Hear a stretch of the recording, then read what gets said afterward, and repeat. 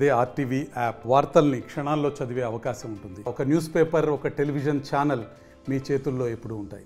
తర్వాత మొట్టమొదటి రోజు నుంచి కూడా ఈ దోచుకోవడం మొత్తం మీద ఇదే కనబడతా ఉంది. అది ఒకటనిలా ఇంకోటనిలా ఇసుక దగ్గర నుంచి, సిలికా దగ్గర నుంచి, మైనింగ్ కానీ, క్వాడ్స్ కానీ, ఇట్లా మన నెల్లూరు జిల్లాలో కనుక తీసుకుంటే ప్రతి చోట ఈ ఈ అక్రమ దోపిడీ అన్నది కనపడతా ఉంది.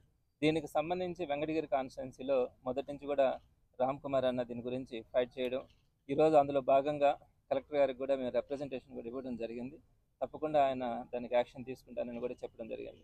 అందులో భాగంగా నెల్లూరుకు సంబంధించినటువంటి ఇష్యూని కూడా కలెక్టర్ గారి దృష్టికి తీసుకెళ్ళడం జరిగింది.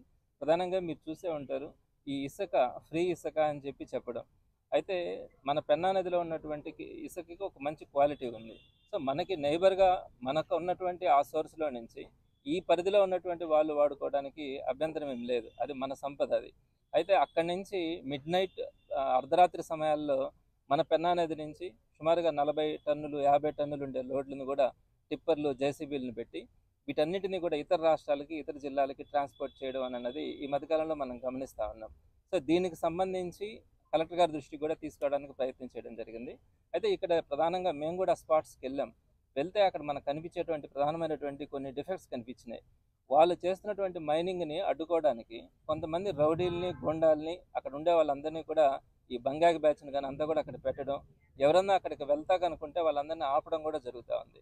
సో ఈ విధంగా వారందరినీ కూడా ప్రోత్సహించడం వల్ల ఈరోజు నెల్లూరులో కనుక మీరు చూస్తే సమీప ఒక 5-6 నెలల ప్రాంతంలోనే సుమారుగా 20కి పైగా మర్డర్లు జరిగినాయి. ఆ మర్డర్లు కూడా ఏదో పెద్ద కక్షలు లేకుండా పాత కక్షలు అట్టు పెట్టుకొని కూడా కాదు, 1000 రూపాయలు 2000 రూపాయలకు కూడా మర్డర్లు చేసేయడం, ఇడ్లీ తొందరగా గట్టి లేదంటే కూడా అక్కడ మర్డర్లు చేసేయడం.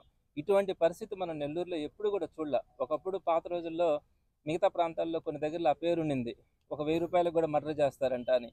మరి ఈరోజు నెల్లూరులో ఆ కల్చర్ పెరిగిపోయింది. ఒక మర్డర్ చేయాలంటే నెల్లూరు నుంచి తీసుకెళ్లాలన్నా ఒక 1000 రూపాయలు ఇచ్చినా కూడా నెల్లూరులో వాళ్ళు మర్డర్ చేస్తారనే పరిస్థితుల్లో ఈరోజు మన నెల్లూరు తయారైందంటే ఈ మాఫియాలన్నింటికీ కూడా ఈ ప్రొటెక్షన్ కోసం ఈ రౌడీల్ని, గొండాల్ని పెంచి పోషించే పద్ధతి మనకి ఇక్కడ తయారైంది. కాబట్టి వాళ్ళకి ఆ ప్రొటెక్షన్ ఉంది కాబట్టి వీళ్ళు విచ్చలవిడిగా ఈరోజు నెల్లూరులో ఎట్లా పడితే అట్లా మర్డర్లు, గొంతులు కోసేస్తూ ఉన్నారు. పడుకోబెట్టి గుండెల మీద కత్తులు పెట్టి పొడుస్తూ ఉన్నారు. మన కళ్ళెదుటే మనం చూస్తూ ఉన్నాం. ఇటువంటి సొసైటీలో మనము నిర్భయంగా మన పిల్లల్ని కానీ, వృద్ధుల్ని కానీ, మహిళల్ని కానీ నడి రోడ్డు మీద పంపించగలమా? అర్ధరాత్రి తర్వాత తీసేయండి, సాయంత్రం పూట కానీ ఉదయం పూట కూడా మన బిడ్డల్ని కానీ మహిళల్ని కానీ రోడ్డు మీద తిప్పే పరిస్థితి ఈరోజు నెల్లూరులో లేదు. అంటే అసలు లా అండ్ ఆర్డర్ని ఏ విధంగా తీసుకుపోతా ఉన్నారు ఇక్కడ ఉన్నటువంటి పొలిటీషియన్స్ కానీ, లీడర్స్ కానీ. అదేవిధంగా పోలీస్ డిపార్ట్మెంట్ కూడా ఏ విధంగా ఆలోచిస్తూ ఉందో అర్థం కావట్లేదు. ఈ మధ్యకాలంలో చూసాం, మా వాళ్ళకి సంబంధించినటువంటి ఒక ఇల్లుని ధ్వంసం చేసినారు. ఆ ఇల్లుని క్లియర్ చేయడానికి జేసీబీలను పెడితే ఒక చిన్నది, ఒక 10 అంకణాల్లో ఉన్నటువంటి ఇల్లుని, దాన్ని కక్షలతో ఆ ఇల్లుని పగలగొట్టిన ఇల్లుని క్లియర్ చేయడానికి 4 జేసీబీలని 10 ట్రాక్టర్లను పెట్టి ఒక యుద్ధం చేసినట్టుగా ఒక 5 గంటల్లో అక్కడ ఉన్నటువంటి వాళ్ళే పగలగొట్టినటువంటి ఆ శిథిలాలన్నింటినీ కూడా తీసుకెళ్ళడానికి ఒక యుద్ధం చేసినట్టుగా చేసినారు. మరి అక్కడ ఉన్నటువంటి సిన్సియారిటీ, అక్రమంగా ఒక సామాన్యుడు కట్టుకున్నటువంటి ఆ ఇల్లుని కూలగొట్టడం కానీ, దాన్ని తీసుకెళ్లడం కానీ చూపించినటువంటి శ్రద్ధ ఎక్కడైనా డెవలప్మెంట్ యాక్టివిటీస్లో కానీ ఒక శ్రద్ధ అనేది ఎక్కడా కనిపించట్లా. మీకున్నటువంటి పొలిటికల్ పవర్ని అంతా కూడా, అడ్మినిస్ట్రేటివ్ పవర్ని అంతా కూడా మీరు ఉపయోగించుకోవడం, ఈరోజు సామాన్యుడిని ఈరోజు మీరు ఇబ్బంది పెడుతున్నటువంటి తీరు కానీ, ఇక్కడ కొంతమంది ఇట్లాంటి రౌడీల్ని, ఇట్లాంటి వాళ్ళందరినీ కూడా ఎంకరేజ్ చేసి ఎక్కడైతే సంఘ విద్రోహ శక్తులుగా తయారు చేస్తూ ఉన్నారో ఇది పెద్ద ప్రమాదానికి దారితీసే పరిస్థితి కూడా భవిష్యత్తులో కనపడతా ఉంది. ఈ రోజే కనపడుతుంది, భవిష్యత్తులో మరింత పెద్ద ప్రమాదం ఏర్పడదని కూడా అవకాశం ఉంది. ఈ రూపంగా కలెక్టర్ గారికి ఇచ్చినటువంటి వినతి పత్రంలో క్లియర్గా కూడా మెన్షన్ చేయడం జరిగింది. అక్కడ జేసీబీలను పెట్టి పెద్ద పెద్ద గుంటలను తీయడం వల్ల ఎన్విరాన్మెంటల్ పొల్యూషన్ కానీ, అదేవిధంగా వాటర్ ఫ్లో కూడా తగ్గిపోయేదానికి అవకాశం ఉంటుంది. రెండోది, అక్కడ ఈ గోండాలని వీళ్ళందరినీ కూడా బంగాకి బ్యాచ్ని పెట్టడం వల్ల వాళ్ళు పగలు కూడా నెల్లూరు నగరంలో విచ్చలవిడితనాన్ని ప్రదర్శిస్తూ ఉన్నారు అన్నది రెండో పాయింట్గా పెట్టడం కానీ, అలానే మనకు ఉండాల్సినటువంటి సంపద ఏదైతే ఇసుక అనేది మన నెల్లూరు వాళ్ళు ఎక్కడైతే ఉపయోగించుకోవాలనో దాన్ని సుమారుగా రోజుకి 1 కోటి రూపాయల వరకు కూడా బయట రాష్ట్రాలకి బయట జిల్లాలకి తీసుకెళ్లే పరిస్థితి మనం అక్కడ గమనిస్తూ ఉన్నామని, ఈ విషయాలన్నింటినీ కూడా కలెక్టర్ గారి దృష్టికి తీసుకెళ్లడం, ఇచ్చినటువంటి రిప్రజెంటేషన్లో కూడా పొందుపరచడం జరిగింది. తప్పకుండా ఆయన మీద ఒక నమ్మకం ఉంది, డెఫినెట్గా యాక్షన్ తీసుకుంటారని.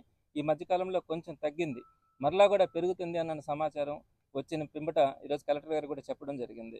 డెఫినెట్గా వైఎస్ఆర్సీపీ వీళ్ళు ఎన్నైతే తెలుగుదేశం పార్టీ వాళ్ళు ఎన్నైతే అక్రమాలు కానీ ఎన్నైతే దోపిడీలు చేస్తూ ఉంటారో వాటన్నింటినీ కూడా ఎదుర్కోవడంలో కానీ, వాళ్ళు ఎన్ని కేసులు పెట్టినా కూడా వాటన్నింటిని కూడా ఎట్లాంటి పరిస్థితుల్లో భయపడకుండా సామాన్యుడి పక్షాన నిలబడడానికి కానీ వాళ్ళ తరపున పోరాడడానికి కానీ వైఎస్ఆర్సీపీ భవిష్యత్తులో కూడా ఇదే క్రమంలో ముందుకెళ్తుందని తెలియజేస్తాను. ప్రజలు మోసం చేసి ధర్మపాలన అందిస్తాం, సంక్షేమ పాలన అందిస్తామని చెప్పి మరి అధికారంలో రావడం జరిగింది. దాదాపు సంవత్సరం కావస్తుంది. ఈ సంవత్సరంలో ప్రజలందరికీ అర్థమైపోయింది ఇది ధర్మపాలన కాదు, యమధర్మపాలన అన్న విధంగా మరి కూటమి ప్రభుత్వం పరిపాలిస్తున్న విషయం అందరికీ విసిద్ధమైపోయింది.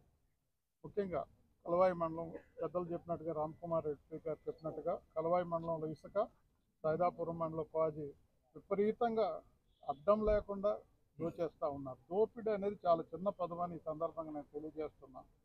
అమాంతంగా లాక్కెళ్ళిపోతున్నాం. అదేవిధంగా మన ఉమ్మడి జిల్లాలో గూడూరు నుంచి కూడా చెన్నూరులో శ్రీనివాస్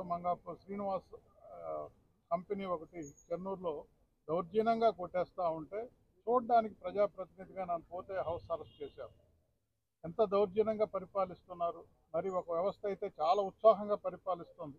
ఇది కరెక్ట్ కాదు, బేరేజ్ వేసుకుంటున్నారు. ఒక్క సంవత్సరం ఇంచుమించు కొన్ని రోజుల్లో ఒక్క సంవత్సరం కంప్లీట్ అయితే ఈరోజు ఎవ్వరు కూడా పెద్దలు చెప్పినట్టుగా రైతులు కానీ, కార్మికులు కానీ, కర్షకులు కానీ, విద్యార్థులు కానీ, మరి ఉద్యోగులు కానీ ఏ వ్యవస్థ కూడా తృప్తిగా లేదు.